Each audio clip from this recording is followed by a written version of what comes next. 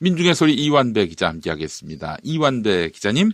네, 안녕하십니까. 예, 저는 설마 거기까지 예, 그런 논리를 펼까 했는데. 네. 야, 아이고 또 고양이가 웁니다. 네. 울어요. 아이고 이 찡찡이가 또 제가 울고 요즘 있어요. 저 방송 방해하는데 재미가 들려가지고 죄송합니다. 네. 우리 찡찡이도 출연을 했으니까 저희가 사료 네. 값으로 어떻게든 네. 저기 출연료를 좀 드려야 될 것 같습니다. 아이고. 감사합니다. 그건 잘 받겠습니다. 예. 네. 아니 근데 우리 찡찡이는 어때요? 찡찡이는 네. 요즘 많이 컸잖아요. 네, 많이 컸고 네. 지금 한참 네. 청소년기. 청소년기. 네. 아하. 그러니까 질풍노도의 시기를 달리고 있으면서 풍노도의 시기. 예, 모든 것을 다 물어버리는 그런 시기. 아유 그래요. 특히 제 발냄새를 좋아해서 제 발을 많이 물어요. 아이고 그래요. 네. 아이고 한번 안아보고 싶습니다 고양이를. 네. 아이고, 너무 찡찡이. 예쁩니다. 너무. 예. 자 그나저나 네. 저는 사실 조선일보 자유한국당이 설마 네. 아무리 맛이 가도 그런 얘기까지 할까 했는데 여지 없습니다. 하여튼 문재인 정부에 네. 대해서 상처가 날 만한 거라면 뭐 이 가짜 뉴스고 진짜 뉴스고 간에 네. 다 동원해서 휘두르고 찌르고 그렇죠. 뭐 할피욕을 네. 하는데 말이죠. 네. 조양호 회장 죽음에 문재인 정부의 책임이 네. 있다. 네. 이런 얘기까지 꺼낼 줄은 몰랐습니다. 정말. 네. 근데 진짜 웃기지 않습니까? 그러니까, 제가 이 얘기를 들으면서 들었던 느낌은, 야, 이건 진짜 웃기려고 한 거면 정말 성공한 거다. 네. 진짜로 웃겼습니다. 그래서 이 코미디를 살펴보겠습니다. 오늘 주제로요. 그런데 예. 오늘 주제 들어가기 전에 어제 채 마무리하지 못했던 조양호의 아들, 조원태에 대한 이야기를 조금만 더 해보겠습니다. 예. 어제까지는 조원태 학력 문제를 점검했었죠. 네네. 그런데 조원태 인생에 석연찮은 또 다른 점이 있습니다. 병역 문제입니다. 병역 문제도 있었어요? 예, 조원태는 산업기능요원으로 병역을 마쳤다고 돼 있습니다. 1999년 8월 복무를 시작해서 2002년 8월 병역을 마쳤습니다. 보통 산업기능요원이라는 게 병특이라고 불리는 제도죠. 병무청에서 지정한 업체에서 일을 하면서 대체 복무를 합니다. 그래서 실제로 군대를 가는 것보다 기간은 조금 길고요. 어떤 사람이 신청을 하느냐? 일단 자격이 돼야 됩니다. 조건이 매우 까다로운데 아주 단순화해서 이야기하자면 관련 학과를 전공을 해서 자격증을 취득하거나 주로 이과입니다. 이과. 예. 아니면 해당 분야에서 오랫동안 일한 경력이 있어야 됩니다. 근데 조원태는 1976년생입니다. 산업기능요원이 된 해가 1999년입니다. 23살 때예요. 일단 해당 업종에서 오랫동안 일을 했을 가능성이 거의 없죠. 네. 게다가 미국에서 고등학교 나왔고 칼리지에서 1년 만에 중퇴했거든요. 그리고 미국에서의 전공이 경영학과였습니다. 말씀드렸듯이 산업기능요원은 이과생들이 대부분입니다. 문과생들도 되는 경우가 있는데 하늘의 별 따기에 가깝습니다. 그리고 문과생들은 대부분 관련 업무 자격증을 따야 됩니다. 정보처리 기사나 이런 자격증들을요. 네. 근데 조원태는 그걸 땄다는 흔적이 없습니다. 미국 칼리지에서 학점 4.0 만점에 1.6점 받던 애가 무슨 자격증을 열심히 땄겠습니까? 네, 그러니까 여기서부터 이상한 겁니다. 네. 그리고 조원태는 1999년 병역을 시작했는데 그 해에 뺑소니 사고를 냅니다. 첫 번째 전과죠. 이때 기소유예를 받았습니다. 기록이 많지 않아서 요 정도만 나와 있는데요. 그리고 병역 기간에 돌입한 이듬해 2000년에 교통법규를 위반을 해요. 차선을 위반을 했는데 경찰이 차를 세우니까 경찰을 치고 달아나 버립니다. 그랬어요? 그런데 경찰은 조원태를 붙잡은 다음에 4시간 만에 풀어줍니다. 그러면서 뺑소니가 아니라고 경찰이 주장을 합니다. 그러니까 공무집행을 하던 경찰을 치고 튀었는데 이게 왜 뺑소니가 아닌가요? 이것도 진짜 황당한 거죠. 제가 더 웃기다고 생각하는 건 이런 자가 항공운수업체 사장이라는 점입니다. 교통 뺑소니 전과 이범한테 항공운수를 맡겨요. 왜요? 조폭한테 경찰 맡기죠, 차라리. 조폭이 경찰도 잘하는 거 아닙니까, 이 정도면? 네? 이 사람은 다른 걸 떠나서 운수업체를 절대 맡으면 안 되는 사람인 겁니다. 2005년에는 조원태가 연세대학교 앞에서 그랜저를 몰고 가다가 스타렉스 앞으로 확 끼어든 모양입니다. 그 스타렉스에 가족들이 타고 있었는데 그 가족들 중에는 칠순 노모도 있었어요. 운전자가 놀라서 그랜저를 쫓아갑니다.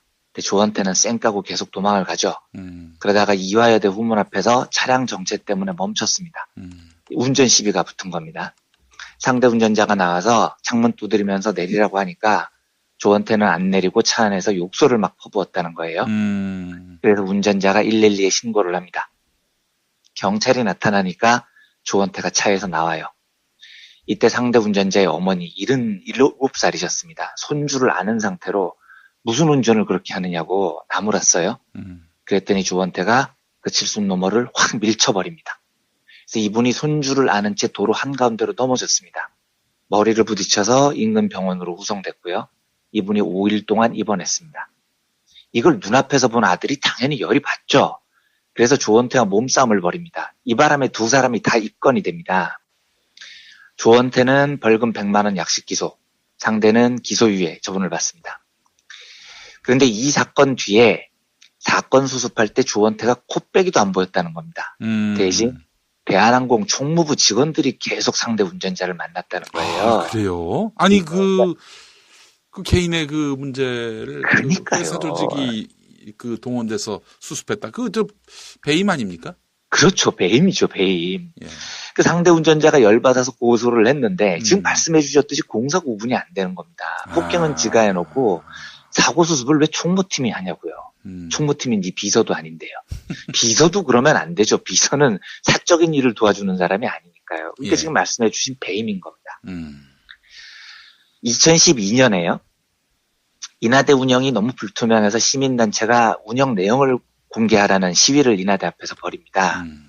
그런데 조원태가 이때 인하대에 등장을 합니다.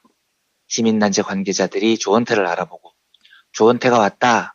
조전무는 인하학원과 한진정보통신 간 거래 내역을 공개하라 이렇게 외쳤대요. 조원태가 열나 짜증나는 표정으로 시위대 앞으로 가더니 내가 조원태다 어쩔래 개새끼야 이랬다는 겁니다. 아 개새끼라는 표현을 썼어요? 예, 네 그렇습니다. 인격이 뭐 너무나 짐작이 가는 상황이죠. 그렇죠. 네. 2018년 JTBC 보도 중에 진짜 웃긴 게 있었습니다. 네. 보통 비행기에서 난기류가 발생하면 기장에 안내 방송을 하잖아요. 네네. 안전벨트 매고 안전하게 앉아 있으시라고요. 예. 2017년 11월에 대한항공의 안내 방송 지침이 바뀌었다는 겁니다. 난기류가 발생하면 이코노미석에는 그대로 방송을 하는데 비즈니스석과 1등석에는 방송으로 안내를 못하게 한 겁니다. 아니 그 대신 싼 좌석에는 광고를 안내를 하고. 하고요. 예. 예. 그러니까 비싼 석에는 안내 방송을 트는 대신에 승무원들이 일일이 승객을 찾아가서 난기류 사실을 개인적으로 전하도록 했다는 겁니다. 아 그래요. 이게 너무 웃기잖아요. 예. 방송 한 번 하면 될 일을 예. 사람 한 명 한 명 다 찾아가서 안내를 한다는 게요. 이 이유가 뭐냐? 뉴스룸에 대한학원 직원들이 폭로를 했는데 조원태 짓이었다는 거예요. 왜 그랬냐면 조원태가 1등석 좌석에 앉아서 비행을 하다가 그 1등석 좌석에는 모니터가 있답니다. 그런데 그 모니터를 이용을 해서 게임을 하고 있었대요. 근데 안내방송이 시작되니까 게임 모니터가 안내방송 화면으로 바뀌었다는 겁니다. 이게 게임이 중단됐다는 거죠. 그게 짜증이 나서 지침을 바꿨다는 거예요. 나 게임하는데 방해되니까 1등석은 이제부터 스튜어디스들이 와서 이야기로 전해 이랬다는 겁니다. 아, 게임하려고? 네. 야, 이거 지금 개망난이 아니나, 이게? 그러니까요. 아니, 그걸 이게... 떠나서, 예. 네. 게임이 비행기 안전보다 중요하냐고요. 이런 자가 지금 항공운수회사의 CEO라는 게 말이 됩니까? 야... 이 정신세계를 어떻게 해석을 해야 없네요, 됩니까? 진짜. 그렇죠? 예. 그런데 나중에 경향신문이 밝힌 바에 따르면 국토교통부가 이런 짓을 하지 말라고 경고 공문을 3번이나 보냈대요. 네. 그거 승객 한 명 한 명 다 방문해서 이야기하면 난기류 때 신속하게 대응을 못한다. 니네 업무 교범이 그렇게 돼 있지 않냐? 업무 교범대로 방송으로 한 번에 일괄적으로 방송해라 라고 국토부가 경고를 했는데 대한항공이 거절했다는 겁니다. 아니 우리나라 법에 꼭 안내방송 하라는 법이 어디냐 이렇게 개겼대요. 그래서 공문을 국토부가 3차례나 보낸 겁니다. 그제서야 겨우 버티다가 원상복귀를 합니다. 그러니까 정부가 하지 말라는 짓을 조원태가 시켰다고 3달이나 버티는 항공사를 국적기 항공사로 둘 수 있겠습니까? 뺑소니 전과자의 지 게임 방해받는다고 안내방송을 생략하는 자가 항공사 CEO를 맡으면 되겠냐고요. 진짜 환장할 일인 거죠. 네. 이 정도면 조원태가 어떤 사람인지 충분히 짐작하셨으리라 믿고 이 이야기는 여기서 마치겠습니다. 조원태 이야기로 너무 많은 시간을 끌었는데 네. 오늘 주제로 돌아오겠습니다. 예. 조양호 회장 죽음이 현 정부 탓이다 라고 주장하는 자유한국당 무리들의 개그 콘서트가 오늘의 주제입니다. 제일 먼저 이 개그를 펼친 사람이 홍준표죠. 네. SNS에 국민연금을 악용해 기업을 빼앗는 데 사용해 연금사회주의를 추구하던 문재인 정권의 첫 피해자가 오늘 영면했다. 이런 글을 올렸습니다. 네. 뒤이어 김무성 9일에 자유한국당 의원들의 공부 모임인 열린토론 미래라는 곳에서 주최한 토론회에 참가를 했답니다. 근데 저는 이 대목에서 빵 터졌습니다. 네. 자유한국당 의원들의 공부 모임이 있다고요? 저는 이건 놀랍더라고요. 진짜로 뭘 공부하는 모임입니까? 저는 여기서부터 한참 웃었습니다. 아무튼 공부 모임을 자처하는 그곳 토론회에서 김무성이 문재인 정부의 과도한 괴롭힘이 고인을 빨리 돌아가시겠다고 주장을 합니다. 나경원 씨 함사입니다. 원내대책회의에서 기업을 죽이는 것은 곧 민생 경제를 죽이는 것으로 문재인 정권의 기업 순환사는 이제 멈춰야 한다. 불공정 거래와 반시장 행위는 처벌하고 갑질과 횡포는 규탄해야 하지만 이것으로 기업인을 죄인 취급해서는 안 된다. 이렇게 말을 합니다. 근데 나경원 씨, 솔직히 고백합시다, 우리. 한국말 잘 못하시죠? 국어 성적 무지하게 안 좋았죠? 말이 앞뒤가 하나도 안 맞잖아요. 불공정 거래와 반시장 행위는 처벌하고 갑질과 횡포는 규탄해야 하지만 이것으로 기업인을 죄인 취급해서는 안 된다니요. 불공정 거래와 반시장 행위가 범죄인 겁니다. 그 죄를 저지른 사람이 죄인인 거예요. 그런데 그 죄를 저지른 사람을 죄인 취급하지 말자는 말이잖아요. 네. 세상에 이런 말이 어디 있습니까? 술을 마셨지만 음주운전은 아니고 손가락으로 가슴은 찔렀지만 성추행은 아니다. 뭐 이런 겁니까? 국어 공부를 좀 다시 하고 이야기를 하세요. 네. 자유당 무리는 아니지만 그에 못지않은 바른미래당 이현주 의원도 합세를 합니다. SNS에 사실상 문재인 정권과 계급혁명에 빠진 좌파 운동권들이 조 회장을 죽인 것이나 다름없다. 이렇게 적었습니다. 예. 대한항공 공식 발표가 조 회장이 폐질환으로 세상을 떠났다는 건데 그게 정부 책임이라는 겁니다. 그러면 정부가 조양호 회장의 폐에 뭐 침투했다는 이야기 비슷하게 되는데요. 그래서 저는 이 사람들이 웃기려고 하나 했었다니까요. 예. 웃기려고 그러면 성공한 건데 고인의 상중에 이렇게 너무 웃기면 예의가 아닌 겁니다. 상가집에서는 술잔도 안 부딪히는 게 예인데 예. 이렇게 심하게 웃기면 곤란한 거죠. 자, 그런데 문제는 이 사람들이 국회의원들이라는 데 있습니다. 국민을 대표하는 입법기관입니다. 국민들이 뽑은 사람이라는 겁니다. 그런데 국민들이 직접 뽑은 인간들이 이 개그를 하고 있어요. 왜 그럴까요? 관련한 연구를 하나 소개해드리겠습니다. 2013년 미국 러셀 세이지 재단의 지원을 받아서 벤저민 페이지, 레리 바텔스, 제이슨 시라이트라는 3명의 학자가 실시했던 민주주의와 부유한 미국인들의 정책 선호도라는 연구입니다.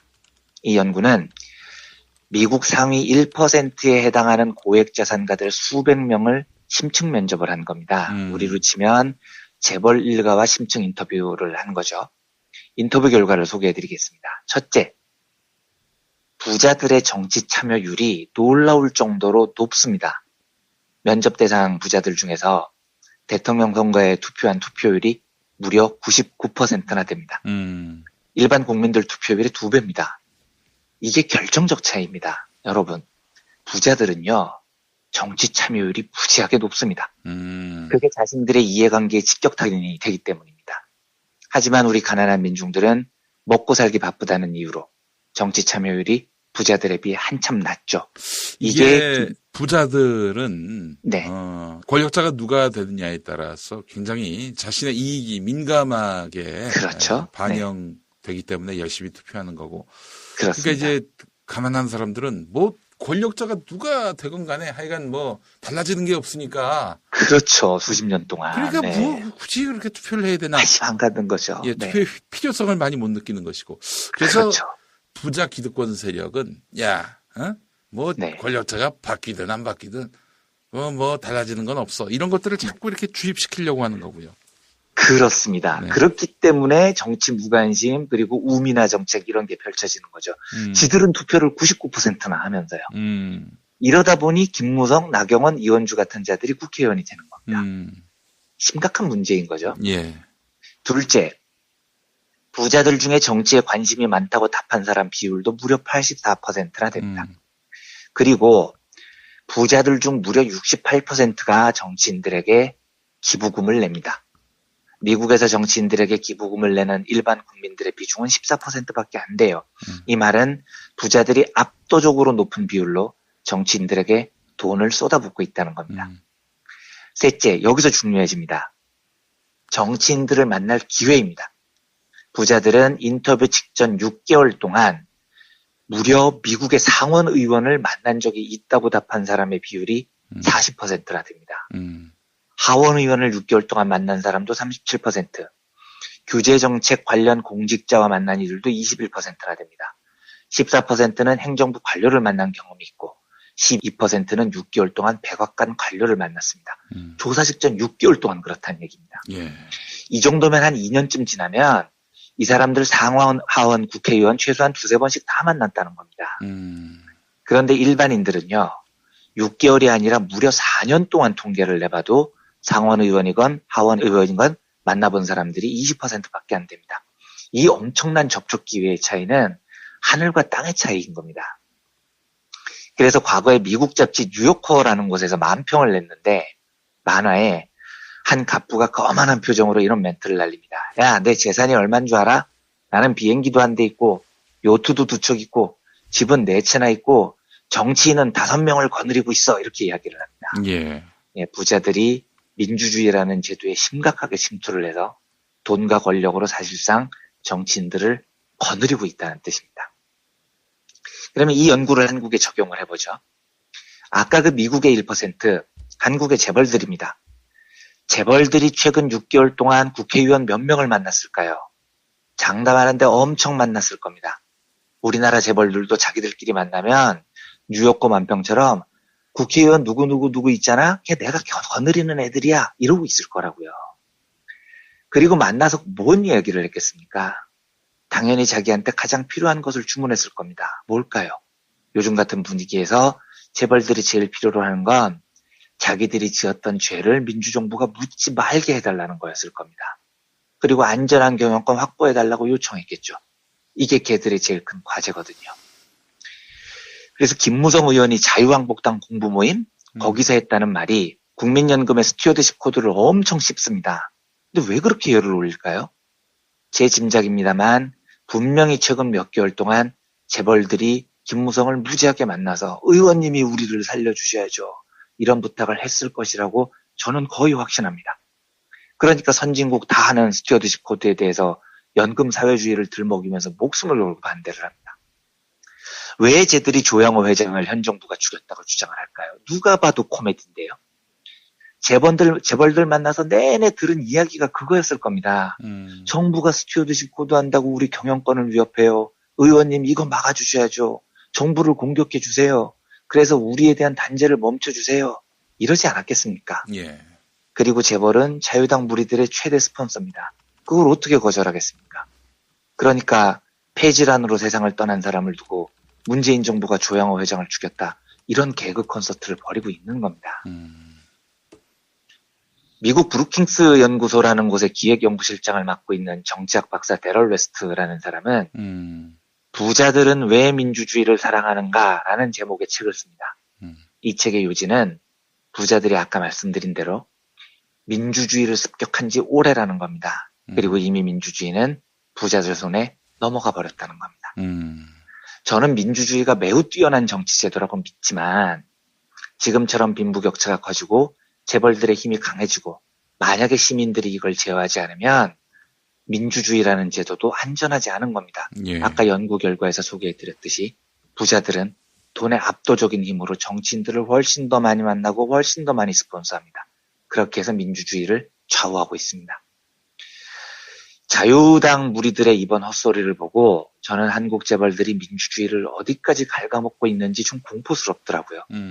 그래도 한국 공당의 40% 정도를 차지하는 경제 세력이 완전히 재벌 손에 넘어가서 저 코미디를 하고 있으니까요. 그런데 이 나라의 민주주의는 그야말로 민중들의 피 흘리는 투쟁으로 지켜냈던 겁니다. 이걸 어떻게 쟤네들 손에 넘기겠습니까? 그래서 재벌들의 돈의 힘에 끌려다니면서 앵무새처럼 헛소리를 내대는 자유한국당 무리들을 반드시 몰아내야 한다는 신념이 더 강해지더라고요. 이 민주주의가 어떤 민주주의인데요. 목숨 걸고 군인 쫓아냈더니 이제는 돈지라는 재벌들이 장악하고 있는 겁니다.